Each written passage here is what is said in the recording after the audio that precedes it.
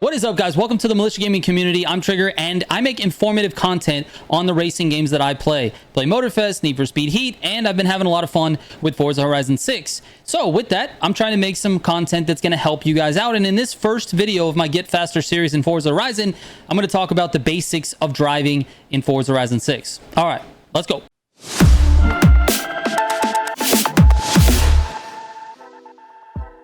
All right, the first thing I want to talk about is your racing lines. These matter a lot in this game and in most games, but in this game specifically. This game does feature a more realistic arcade handling. It's a little bit more sim than most other arcade games, and so when you're driving around on the track like this, you really need to pay attention to your line. So for example, on this turn here, I want to start this turn all the way on the right side of this road.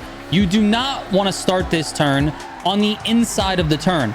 If you're over here approaching this turn, you are not going to be able to keep the speed and stay on the track. If you're approaching a left-handed turn, you need to start all the way to the right side of the track, as far right as you possibly can go. Then when you turn into this corner, you want to make sure you hit the apex. So as you're going, you're going to be turning into the apex of the corner, which is right here. Now, obviously, you can take the bumper that's on the inside of the road, go a little bit more inside, and have an even wider angle, which allows you to carry even more speed. But we'll talk about that in a later video when I talk about how the checkpoint systems work and how to sort of abuse those flags and things like that. But for this video, let's talk about just the beginner concepts of staying wide on the turn, cutting into the apex of the turn, which is the center of the turn, and accelerating out of it. That's the general practice for racing. Basically every racing game, but this one specifically. So what does this turn look like at full speed? As you can see, I started wide, I cut down into the apex while off the throttle, and then I accelerated out of the corner. Now, when you exit that turn, you should be in this position, which is the right side of the track once again, going into a left-handed turn. And you guessed it, you're going to turn into the apex like this. And when you get to this section of the course, you're going to accelerate out of the turn. Now, in this case, where do you want to end up? If you can take a look at the mini-map, you see that we have a right-handed turn coming up next. You want to stay as tight to that corner as possible and get yourself over to this left side of the track as soon as possible, because then you can rinse and repeat by hitting the apex of this turn and getting yourself wide for the next one. And the process just continues on and on. Now, I know that this may seem like a really simple concept, and it's meant to be like that in this video, because I know there's a lot of people that are just joining the game and joining racing games for the first time, and I hope this video reaches them, because I see a lot of this.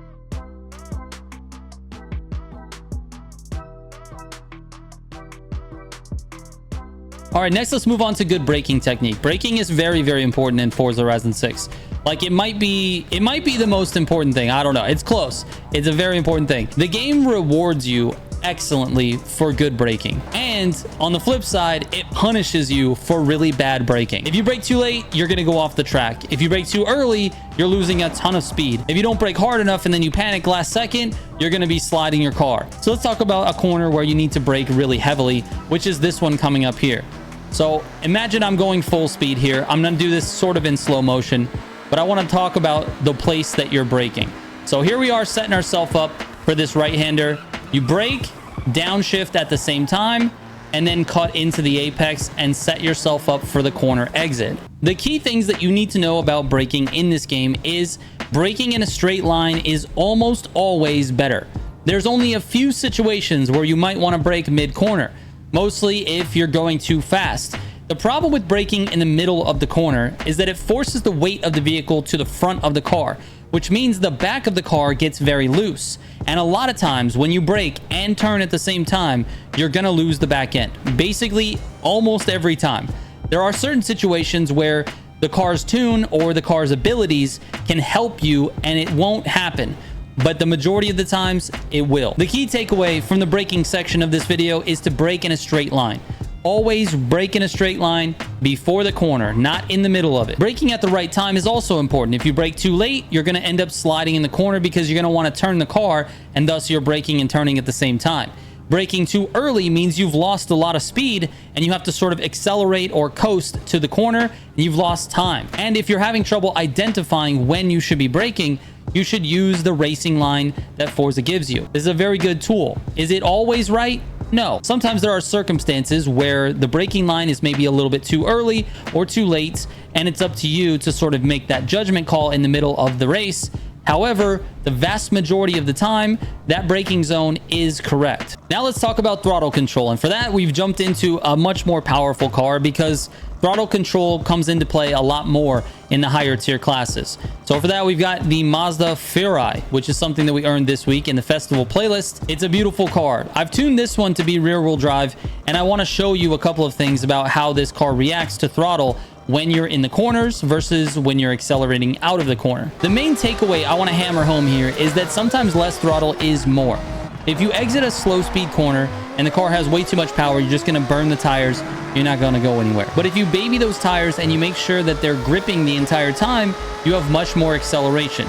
You definitely don't want to be full throttle unless the car is straight. Now, that doesn't really apply to a lot of the lower tier cars because those cars generally don't have enough power to break the wheels loose. But if you notice the back end of your car getting loose with throttle, then what you want to do is exit the turns like this. For example, in this turn, I take the turn in third gear. Once I know I've cleared the turn, I'm on the throttle about halfway, and then I accelerate out fully once the car straightens up. All right, let's move on to advanced controls. Now, this is in your settings menu. If you go to settings and you go to advanced controls, there are a lot of different settings here that you can play with, and I think this menu tends to be a little bit daunting for the average player.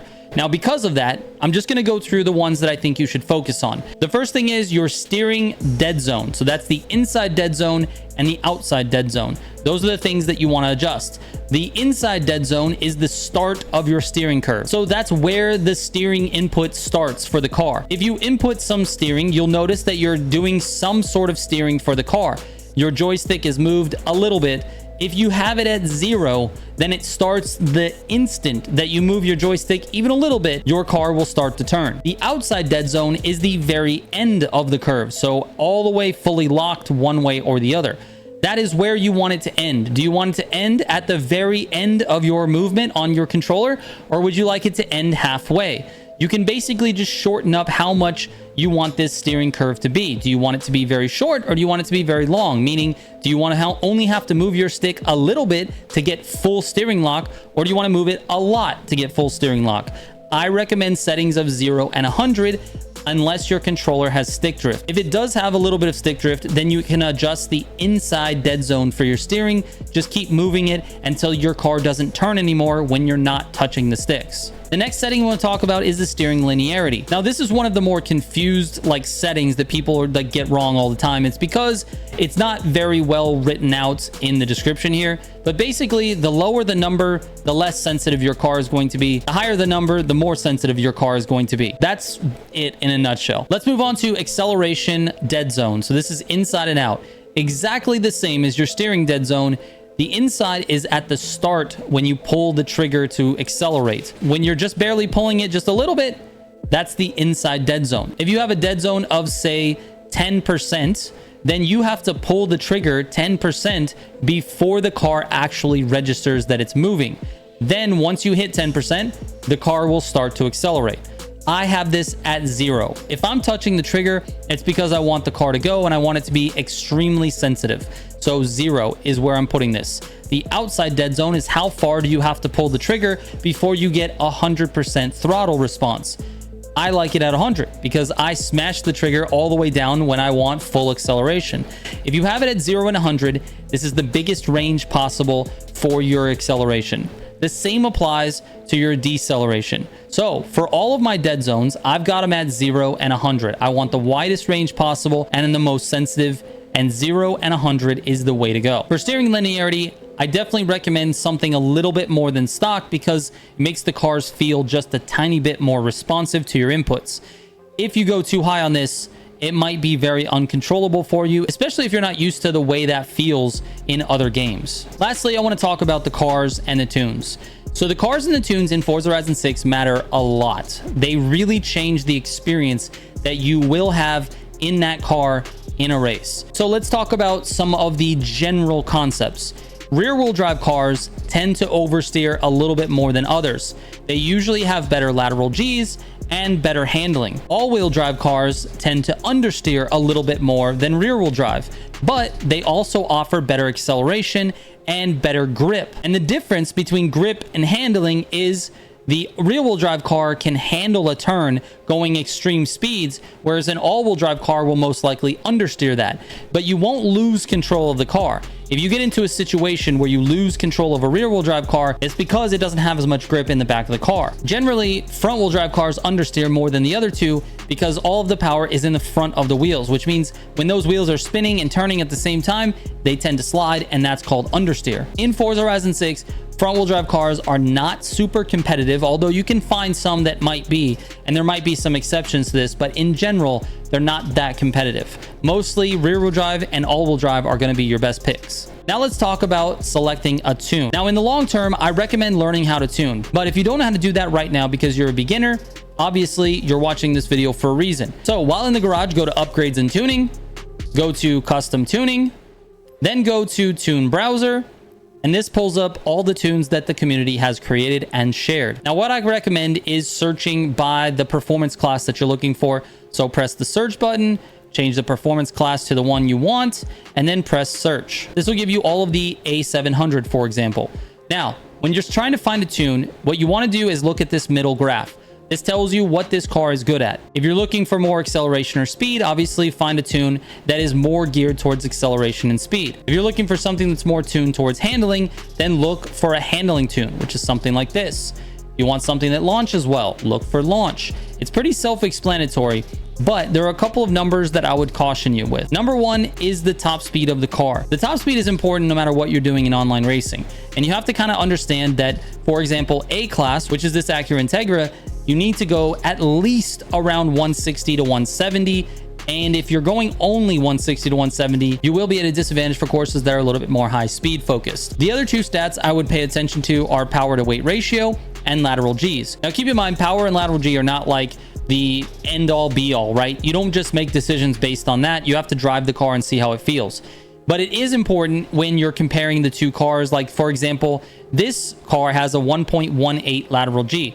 Its handling is 5.5. This car has a handling rating of 6.3 and it's got a 1.24. What you can take from this is this particular tune is going to handle better in general. This one's not going to handle that well. However, it goes 190 miles an hour. This one goes 165. So the trade-off between these two is speed versus handling. Now, what I would suggest is saving these tunes and trying both of them. So what you do is you click on the tune, download and save. Now you just go back to the tuning menu. You find the other one that you were looking at, which is this guy here.